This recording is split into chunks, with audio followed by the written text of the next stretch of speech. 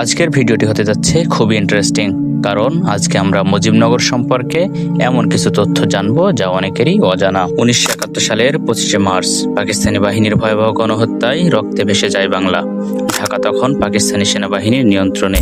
দেশ জুড়ে শুরু হয় মুক্তিযুদ্ধ, কিন্তু যুদ্ধ চালাতে প্রয়োজন ছিল একটি বৈধ সরকার, যে সরকার বিশ্ববাসীকে জানাবে বাংলাদেশ আর পাকিস্তানের অংশ নয়, এটি একটি স্বাধীন রাষ্ট্র। তাই 1971 সালের 17 এপ্রিল মেহেরপুরের বৈদ্যনাথ তলায় আম্রকাননের নিচেই শপথ নেয় বাংলাদেশের প্রথম অস্থায়ী সরকার। সেদিন থেকেই শেখ মুজিবুর রহমানের নাম অনুসারে বৈদ্যনাথ তলা হয়ে যায় মুজিবনগর। অস্থায়ী সরকার গঠনের জন্য মেহেরপুরের বৈদ্যনাথ তলাকে বেছে নেওয়া ছিল যুদ্ধ পরিচালনার অন্যতম একটি কৌশল, কারণ এই এলাকা ছিল ভারত সীমান্তের খুব কাছে। চারপাশে ঘন আম্রকানন থাকায় নিরাপত্তাও ছিল তুলনামূলক বেশি।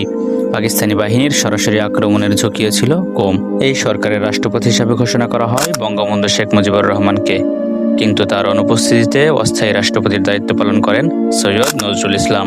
আর বাংলাদেশের প্রথম প্রধানমন্ত্রী ছিলেন তাজউদ্দিন আহমদ। এই সরকারি পরিচালনা করেছিল পুরো মুক্তিযুদ্ধের রাজনৈতিক ও প্রশাসনিক কাঠামো। আপনারা হয়তো অনেকেই জানেন না, মুজিবনগরের শপথ অনুষ্ঠান শুধু রাজনৈতিক আয়োজন ছিল না, এটি ছিল আন্তর্জাতিকভাবে বাংলাদেশের অস্তিত্ব জানান দেওয়ার এক কৌশল। বর্তমানে মুজিবনগর বাংলাদেশের একটি জনপ্রিয় টুরিস্ট স্পট। প্রতিদিন শত শত দর্শনার্থী সেখানে ভ্রমণ করছে। আজও মুজিবনগরের সেই আম গাছগুলো যেন ইতিহাসের নীরব সাক্ষী হয়ে দাঁড়িয়ে আছে। এই মুজিবনগরই আমাদেরকে মনে করিয়ে দেয় স্বাধীনতা হঠাৎ করে আসেনি, এর পিছনে ছিল রক্ত, ত্যাগ আর অসীম সাহসের গল্প। মুজিবনগর শুধু একটি স্থান নয়, এটি স্বাধীন বাংলাদেশের রাজনৈতিক জন্মভূমি।